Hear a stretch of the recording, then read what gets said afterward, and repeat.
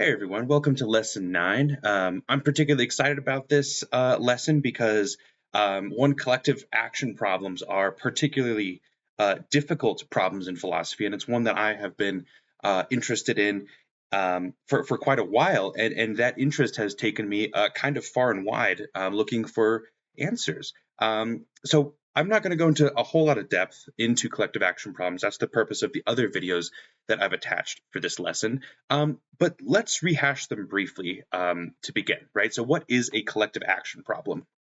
Well, I've got a couple formulations of a collective action problem for us to take a look at, and hopefully these get a little bit simpler and simpler as they go along. And so I think any of these formulations will do in terms of how you communicate what a collective action problem is, okay? So this first one I have, a collective action problem is a problem that is created when rational, self-interested actors who cannot be assured of the cooperation of others will conclude that it is in their best interest not to cooperate with others, even for a common good, right? So the important thing to note here is that self-interested does not necessarily mean selfish, right? We are all somewhat self-interested in the sense that we are all individuals who need things to live, and we have things can go better or worse for us, right? Those are our interests, and we generally want things to go better for us. So that doesn't necessarily mean we're selfish when we're looking out for our own interests, right? We just want things to go well. And when it comes to calculating, right, what the right thing to do is, self-interest is not an inherently selfish thing to take into account, but it can just be a data point in that investigation. Okay, so this is still a little bit abstract, maybe. So let's break it down at a different level. Okay. Again, this is the same thing, right? Just maybe put in a slightly different way to help explain this a little bit. So what is a collective action problem? It is, unless people can count on others, people have a strong incentive to protect their own interests in a way that undermines a common good. Okay, so again, this is when we can't be counted on other people to play by the rules or to contribute to a common good. We kind of have to look out for number one, right? That's us. We have to think about, okay, if everyone else is not going to be playing by the rules, then I don't really have any reason to play by the rules, because to do so would put me at a disadvantage.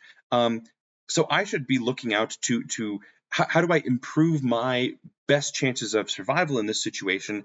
And oftentimes when in doing that, we can actually undermine the benefit that would be created if we had just worked together in the first place, if we could be assured that other people are going to play by the rules. But this is not always the case, such as the prisoner's dilemma or the tragedy of the commons that are covered in the other videos. These are instances in which we cannot be assured of cooperation, and thus we act in, again, not entirely selfishly, just reasonably, in a way that undermines a common good. Okay, how can we put this even in a different way? All right. This is a problem. A collective action problem is a problem that occurs when all stand to benefit by restricting their own behavior, cooperating, but each does better by not restricting their own behavior, right? In other words, it's best for me when I live in a lawful society and I get to break the laws, right? So I've got an example to this effect, right, in academics. So consider this, right? This is almost, like a exact thought I had in high school, right? Well, if I'm going to get a C by doing my own honest work, but everyone else is going to cheat and get an A in the class, then shouldn't I cheat too, right? So again, this is just rational thinking. We all stand to benefit when no one cheats, right? We get a well-educated populace, right? People who are graduating from these educational programs actually know what they're doing, right? Because they didn't cheat to get to where they are, and we create a fair academic learning environment. But I still come out the thing, and for my best interest, right? In my best interest, I stand to benefit most when everyone else contributes to this common good, right? This well-educated society and a fair, honest academic learning environment, and I don't have to do the work, right? I still get to cheat. So this is kind of a collective action problem. When we all, if we work together, if we give up a little bit, we all come out with this common good, right? But if I don't do anything, right? Well, let me back up there, right? If we all restrict our behavior a little bit, then we all get this common good. But it seems that in terms of my own interests, I'm still better off if everyone else restricts their behavior and I don't, right? If I'm a freeloader in this example, right? It turns out humans psychologically are really, really strongly opposed to freeloaders, and this can be seen in lots of societies throughout history. We really don't like these people because of collective action problems. Because we recognize that immense benefits can be gained by altering our own behavior just a little bit, right? Restricting our own self-interest in the short term for a little by a little bit to gain a long-term, much greater benefit. Okay, so these are really challenging problems, and I want to talk about them in this class because I think many of the most challenging ethical problems of our of the modern of modern day, right, is collective action, are collective action problems. This includes climate change, right? We all don't want to have to give up. It seems like if we all gave up our cars, right, that would be what would be required to get to that non ecologically depleted world. But if only I'm giving up my car, right, and no one else is going to be giving up their car, then suddenly I've put myself at a disadvantage. For no for that common good that isn't going to come about because everyone else hasn't abided by that behavior. I think this also happens in public policy, right? When we're thinking about what laws to enact in a society like ours, sometimes we think about, is this policy going to, am I going to have to pay a little bit more in taxes now to create this common good?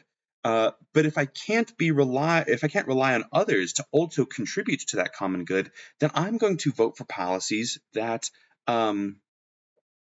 that benefit me in the short term, right? That don't require me to give up that money for this uncertain common good down in the future, right?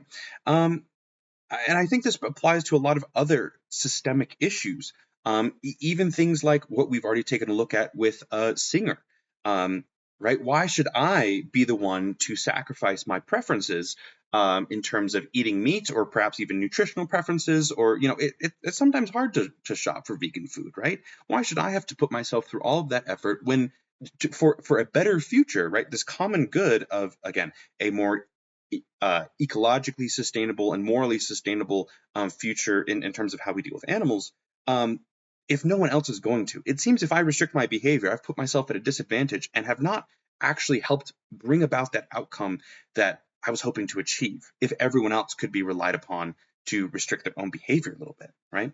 So these are really pressing problems, and I don't think there are very compelling answers to them, at least certainly not common compelling answers to them. And so I wanted to bring these up to you guys, not because I have answers. I certainly wish I did, but hopefully to engage you guys in thinking about these kinds of problems and think about what is our individual role, or how should we be conceptualizing these problems as a society in terms of tackling some of the most pressing ethical and political questions of our time, which take the form of these collective action problems. Okay, so rather than talking about some classical theories in the Western canon, you can find plenty on Thomas Hobbes and Rousseau and lots of other political theory in a lot of other philosophy classes. What you might not be able to find is some comparative philosophy accounts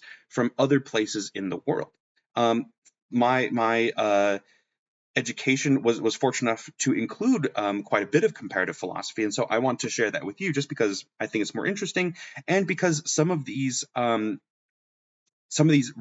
responses to collective action problems far predate the traditional Western canon and come from really interesting places. So I want to talk to you a little bit about ancient Chinese philosophy and Aztec philosophy today in the context of these collective action problems.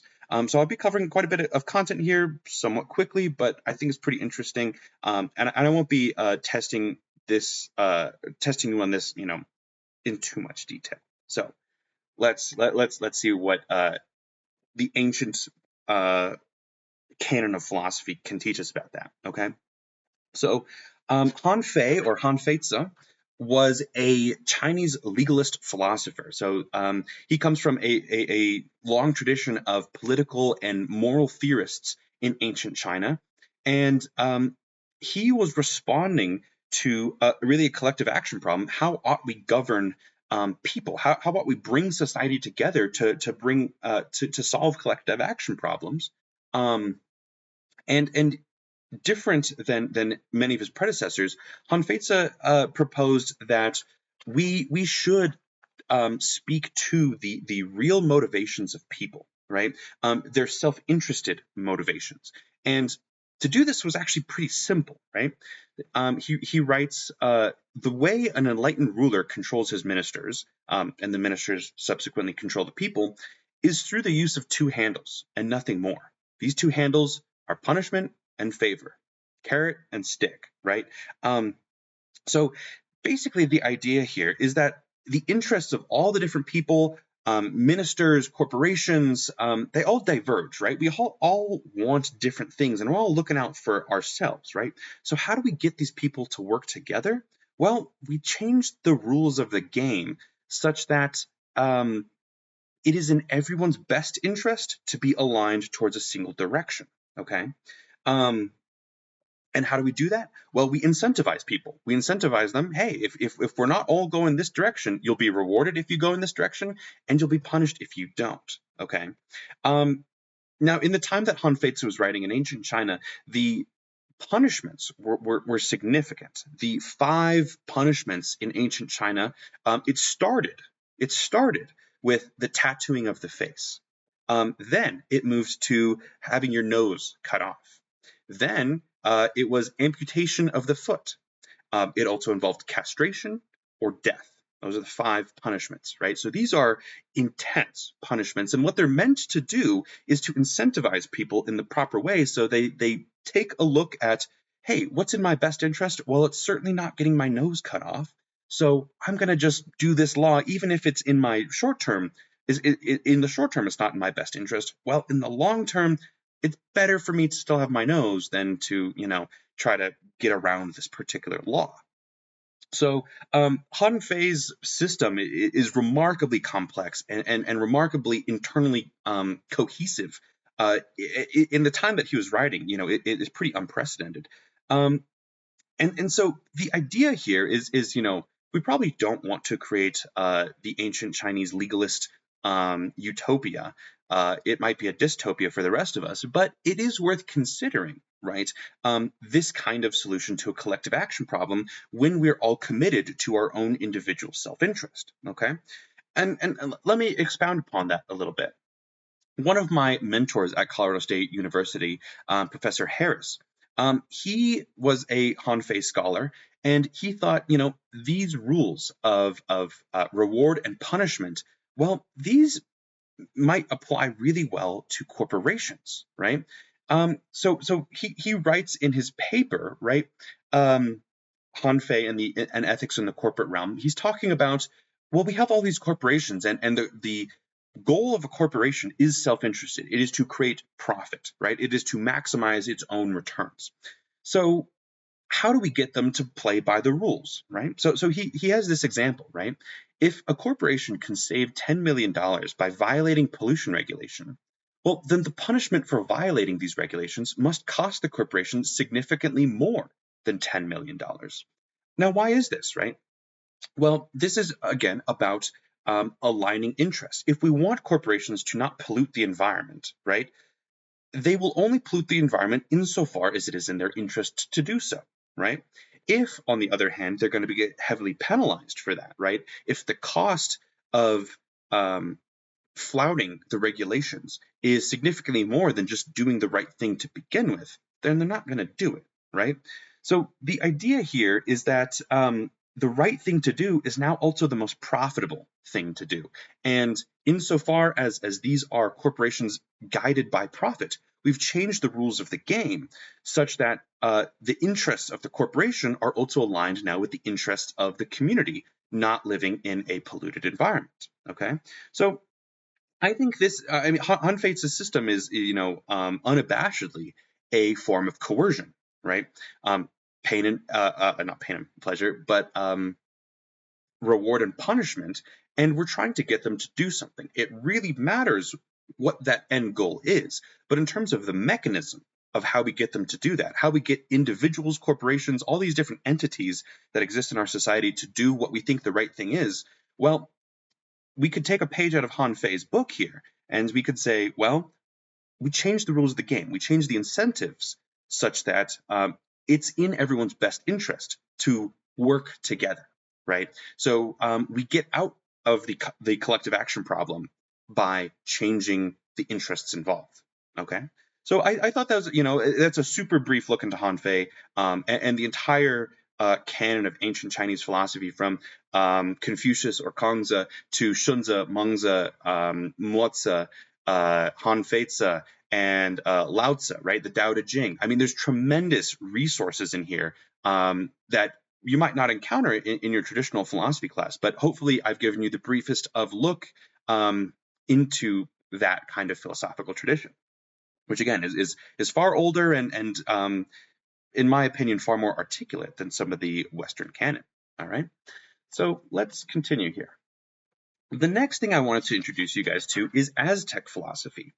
Now, Aztec philosophy was recorded, most of what we know about it was recorded in a document called the Florentine Codex, or the History of the Things of New Spain, which was written by Friar Bernardino de Sahagún between 1545 and 1590 of the current era. The purpose of the creation of this document was to record Aztec culture, and this was only 8 years or so after the conquest of Tenochtitlan by Hernan Cortez, right? So Aztec society and the people are crumbling at this point, and before they're completely gone, Bernardino de Sahagún came in here and he's like, well, I need to record some of this philosophy. And so that's what he did with the help of lots of translators, lots of artists, and the principales, the elders of Aztec society. So looking together, the Aztecs had in book 6, Rhetoric and Moral Philosophy, and in book 10, The People, they recorded 3 primary metaphysical and ethical beliefs, okay? And we're going to unpack these. But their 3 primary beliefs were that the world is a bad place, the world is a slippery place, and the world is a transient place, okay? So what is meant by this? Well, let's take a look here. So a slippery place, well, maybe it's better actually to start in the bad place, okay? So let's take a look at these quotes from the Florentine Codex, right? So this is recorded as the Aztec elders said it, okay? So this is, hear well, O my daughter, O my child, the earth is not a good place. It is not a place of joy. It is not a place of contentment. It is merely said it is a place of joy with fatigue, or of joy with pain on earth. So the old men went saying. And this is from a different location. And now thou hast become knowledgeable. Already thou observes how things are. There is no rejoicing. There is no contentment. There is torment. There is pain. There is fatigue. There is want. Torment and pain dominate. Difficult is the world, a place where one is caused to weep, a place where one is caused pain. Affliction is known. A cold wind passeth, glideth by. Most certainly, on one the wind lesseneth the heat, and it is a place of thirst. It is a place of hunger. This is the way things are. So this is recording, right, something that, again, we kind of already know. The world is full of pain. It's full of suffering, and it's remarkable, really, how much we are often able to overcome this. But the Aztecs really did see it as the fundamental background conditions of the world that we are fighting against, the discomfort of the world, right? We are fighting to not be hungry. We're fighting to not be cold, and we're fighting to not be too hot, right? The world is kind of a hostile place, and we manage to create for ourselves an environment that is somewhat comfortable, right? What about the world is a slippery place, right? So again, these are quotes from the Florentine Codex. Perhaps at one time, one was of good life. Later, he fell into some wrong, as if he had slipped in the mud. Otherwhere, elsewhere, it's written, take heed. On earth, it is a time for care, it is a place for caution. Behold the word, heed and guard it. And with it, take your way of life, your works. On earth we live. We travel along a mountain peak. Over here, there is an abyss. Over there is an abyss. If thou goest over here, or if thou goest over there, thou wilt fall in. Only in the middle doth one go, doth one live. Right. So the Aztec scholar Sebastian Lin Purcell writes, these observations the Aztec held not these observations were not, the Aztecs held, reasons for despair, right? Rather, they set the conditions for leading a worthwhile existence, okay? So what is meant by that? Well, the world as a slippery place means not only is it bad, right? It's that even when we have managed to create for ourselves a worthwhile existence, it's very easy to fall into that misfortune. It's very easy for the trepidation of the world to find us again, right? We are not very strong in terms of resisting the pushes and pulls of the world, right? The world has tremendous effect on us, and there's only so much we can do, right? The world as a transient place also fits into this. Transient means temporary, right? Passing by. And, it's either it's bad, yes, but we quickly die and then it's gone, or we go from a good life and we fall to the bad. The good life is transient, it's passing, and we should recognize it as such. But it's very interesting what Purcell is saying here, right? This is not reason to become moral pessimists, right? This is not reason to just give up, right? This is merely describing how the world is. And why is it important to accurately describe the world? Well, if we know how the world is, then we can somewhat say, we don't like it like that, so how are we going to get from the way it is to the way we want it to be? That provides, as Kant would say, a hypothetical imperative. If you want to live in the bad, slippery, transient world, then here's how you want to live, okay? So how did the Aztecs recommend we live? They developed, in contrast to these metaphysical beliefs, the idea of rootedness, okay? So rootedness was a concept that we were supposed to take root in our body, in our psyche, in society, and in Teotl, which is kind of the Aztec conception of God as nature, okay? Rootedness is a really nice analogy, right? Because you know what doesn't slip in the mud? A tree, right? Animals, yes, but a tree is rooted in the ground itself. It does not slip easily. And so if we're to survive here, and if we're to thrive here, we need to find out how to become rooted. So what does that mean? And this is very, very basic, but in our body, right? How do we avoid slipping? Well, we become strong, right? We invest in ourselves as physical beings, right? How do we avoid becoming damaged by the world? And that's to strengthen ourselves, right? I think that's pretty reasonable, right? You're going to live longer. You're going to be generally healthier if you have remained active in your life, or if you take care about the things that you put in your body. I'm no doctor. That's my fiance's whole thing, right? But generally, we can accept that healthier bodies tend to fare better in an unpredictable world. Okay. What about in the psyche? Well, we become rooted. We're better able to grapple with the world when we become wise, right?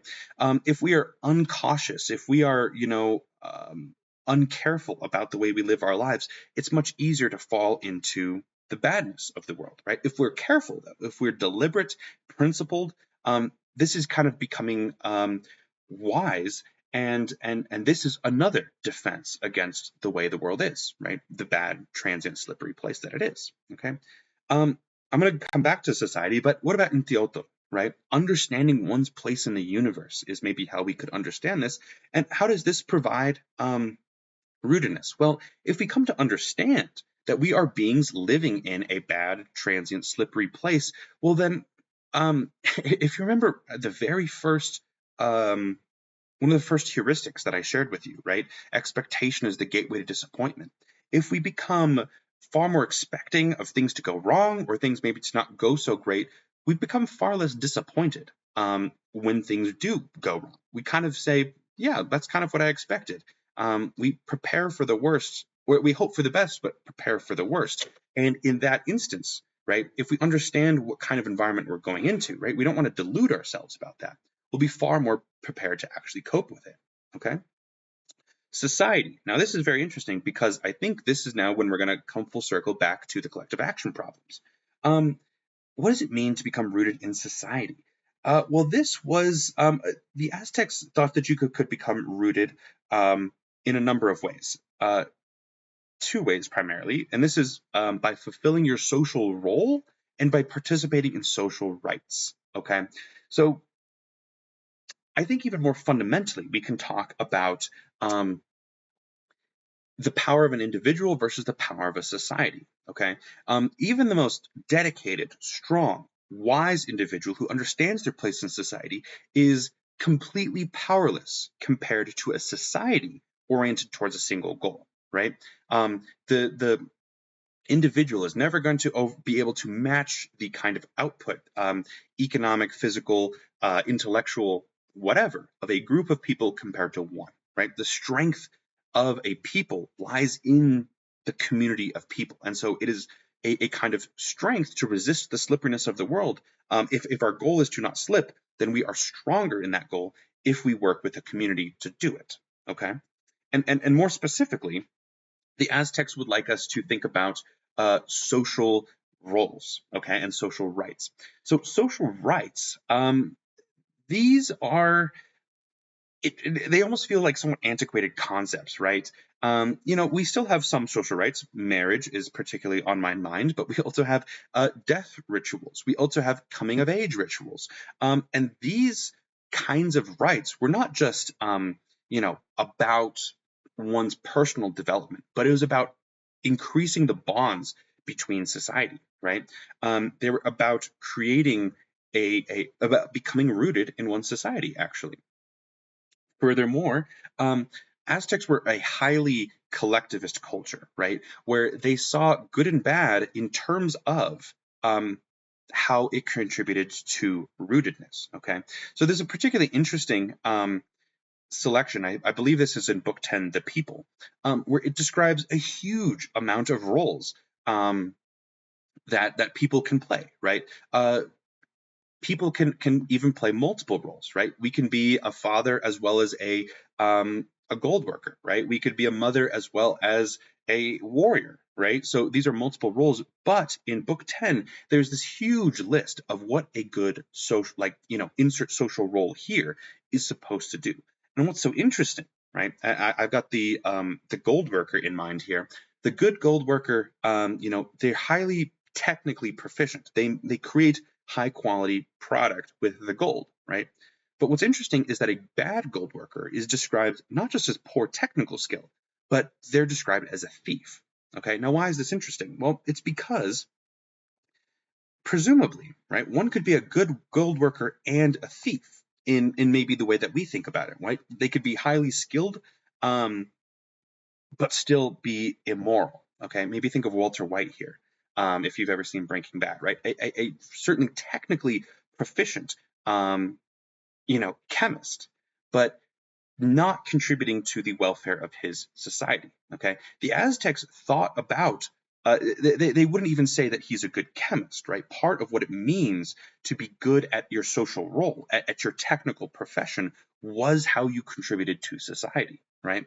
So again, this might have some parallels for us in the modern world, right? How might we think differently about our own professions if we thought not just about how does it contribute to my own well-being, how does it gain me money or allow me my family to live, but how does my profession contribute to the rootedness of my society? That's somewhat of a different idea. Now, how does this figure in to collective action problems? Well, if you have an entire society who is concerned at a pretty fundamental level about enhancing the rootedness of one society, the resilience of one society to resist the pressures, the external pressures of the world, that push us towards pain and suffering, well, then that kind of, again, takes you out of these collective action problems, right? The rationality of the collective action problem is thinking that we can do better as individuals than as societies. And what the Aztecs might have to share with us here is that this is a pretty individualistic notion. It's a pretty short-term notion. And if we instead conceptualized ourselves as a community engaged in resisting external pressures, then we might find ourselves in a far better place to respond to collective action problems. Okay, that was a lot to throw at you all at once. So again, try to take the main ideas out of here, but hopefully it's pretty interesting to see, not just what Hobbes or Rousseau, kind of these are very traditional figures in Western philosophical thought, but these are problems that cultures around the world have been dealing with for literally thousands of years. In ancient China as well as in ancient Aztec culture, they were thinking about how do we get society on board with these collective projects, right? How do we harness the rationality of the individual and point it all in the same direction so that we can work together to achieve a common good, right? These are pretty difficult concepts to map onto our traditional notions of political philosophy, certainly in a place like the United States, but it's worth considering, right? Might we be able to take some inspiration from these?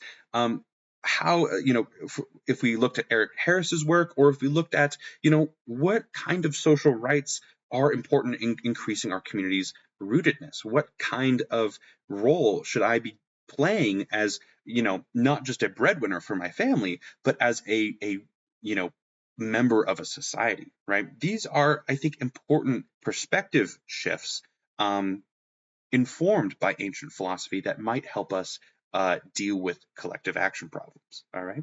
So that's what I'm going to leave you with. Again, take a look at the other videos that I included with this lesson as they kind of describe more technically about what a collective action problem is. And this lesson has been more about the antiquity of these kinds of problems and some potential sources of inspiration outside of the traditional canon of philosophy, but philosophy nevertheless, on how we might deal with them.